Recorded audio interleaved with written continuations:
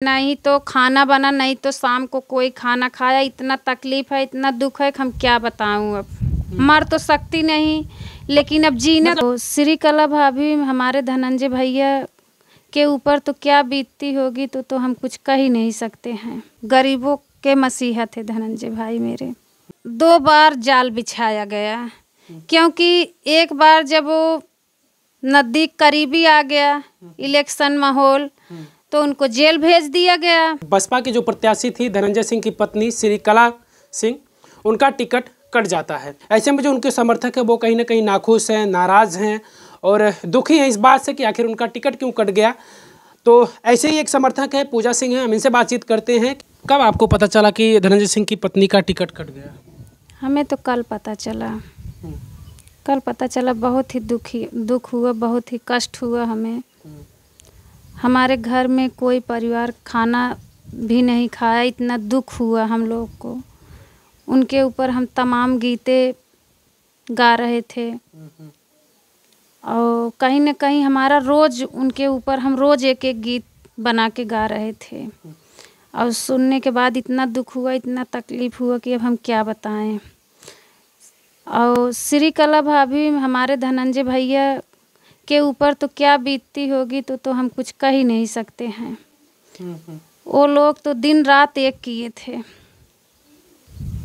चुनाव प्रचार कर रहे थे लगातार, जब चुनाव प्रचार हो गया था कि प्रत्याशी ये है, क्योंकि नामांकन भी उनका हो चुका था, तो ऐसे में वो लगातार चुनाव प्रचार कर रही थी लोगों के बीच जाकर। हाँ, लोगों के बीच जाके रोज समझ लो कि दिन रात वो प्रचार करते रहते थे और हर सुख में हर दुख में सबके साथ रहते थे। वो जात पात तो देखते ही नहीं थे, हर जात का सहायता करते थे।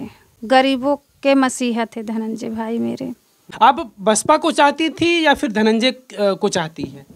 हम धनंजय भाई को चाहते हैं, श्री कला भाभी को चाहते हैं, जो हमारा हर सुख में हर दुख में मदद करता है। हम उनको चाहेंगे, जो नहीं करता था हम उनको क्यों चाहेंगे। जिले में और तमाम नेता हैं जो सांसद विधायक हैं और कई बार रह चुके हैं, क्या उन लोगों से आप नहीं प्रभावित हैं? नहीं, जब हमारा कोई मदद ही नहीं किया है तो हम लोग उन लोग को जानेंगे कैसे हम। धनंजय भैया हमारे हर सुख में हर दुख में हमारे साथ आते हैं, काम भी आते हैं। ये जो हमारे घर पे बत्ती लाइट लगा है उन्हीं दिए, वो मतलब वही दिए थे। हमारे घर पे लाइट वाइट लगवाए थे, तमाम मददें भी हमारी किए थे। और श्री कला भाभी से भी हमारी मुलाकात हुई थी। बहुत ही अच्छी, बहुत ही नेके इंसान हैं वो लोग। एक तरफ लोग कहते हैं कि बहुत अच्छे इंसान हैं, गरीबों की मदद करते हैं, लेकिन दूसरी तरफ उन्हें बाहुबली कहा जाता है, माफिया तक लोग कहते हैं उनको। नहीं, वो जो सही करता है उनकी मदद करते हैं, जो गलत करता है उनको समझाते हैं, तब भी उनका भी सहायता करते हैं, लेकिन उन लोग को नहीं पसंद आता है। जब उन लोग को नहीं पसंद आता है तो उन लोग उनके खिलाफ हो जाते हैं। तो सही का साथ कम ही लोग देते हैं। अच्छा, क्या आपको लग रहा है इस तरीके से, अगर आप वो इतना समर्थित है धनंजय सिंह के प्रति, उनके पत्नी के प्रति, तो आपको क्या लग रहा है कि ऐन वक्त पर उनका टिकट काट दिया गया? क्योंकि कल जो नामांकन की तिथि थी वो अंतिम तिथि थी, उसके बाद फिर नामांकन अब होना नहीं है।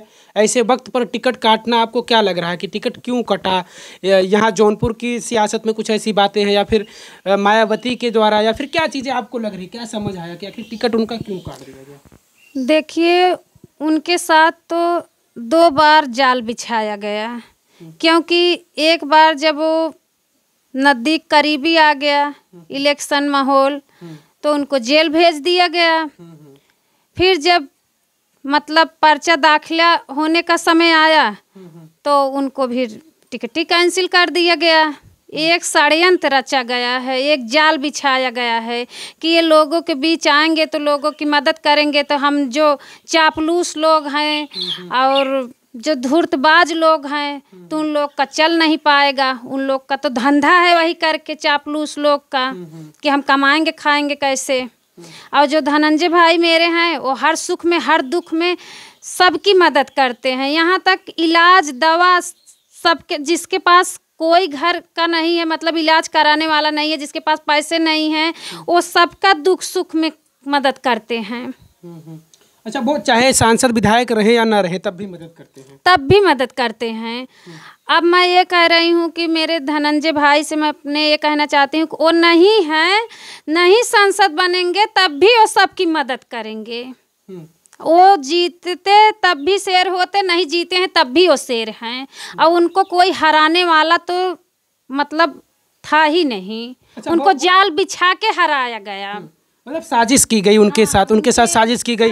हाँ बिल्कुल, आपने कहा कि चुनाव से पहले जब चुनाव की तारीखें तय होने वाली थी उसके पहले उनको जेल भेज दिया जाता धनंजय सिंह को। उसके बाद जैसे ही अब चुनाव लड़ने की पूरी तैयारी हो चुकी थी, चुनाव प्रचार चल रहा था, नामांकन भी हो चुका था, ऐसे में फिर टिकट रद्द कर दिया गया। तो कहीं ना कहीं उनके इस तरीके से उनके पीछे साजिश है, साजिश रची गई और षड्यंत्र रचा गया ताकि वो न लड़ पाए, चुनाव के मतलब दूर हो जाएं उनसे। और दो बार ऐसा हो गया। एक बार होता तो चलो भाई कोई बात नहीं, दो बार ऐसा हो गया तो जनता क्या सोचेगी।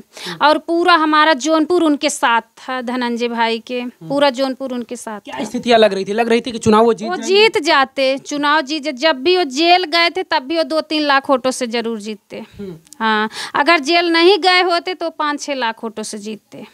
हाँ, मतलब इतना ज्यादा अंतराल से वो हाँ, चुनाव जीतते। इतना ज्यादा अंतर से चुनाव माहौल क्या लग रहा था? माहौल लग रहा था बहुत अच्छा माहौल था। हम तो इतना खुश थे उनके ऊपर, हम तमाम गीतें भी गा रहे थे और रोज हमारा गीत चलता भी था, काफ़ी वायरल भी होता था गीत हमारा। हमें बहुत खुशी थी कि मेरे धनंजय भाई जीत जाएंगे। बहुत ये इसके लिए हम नहीं खुशी थे कि हमें कुछ दें या हमारी काम करें, हमारी मदद करें, नहीं। हमको बस अंदर से इतना खुशी थी, कितना अच्छे, इतना नेक इंसान है वो, सबकी मदद करते हैं।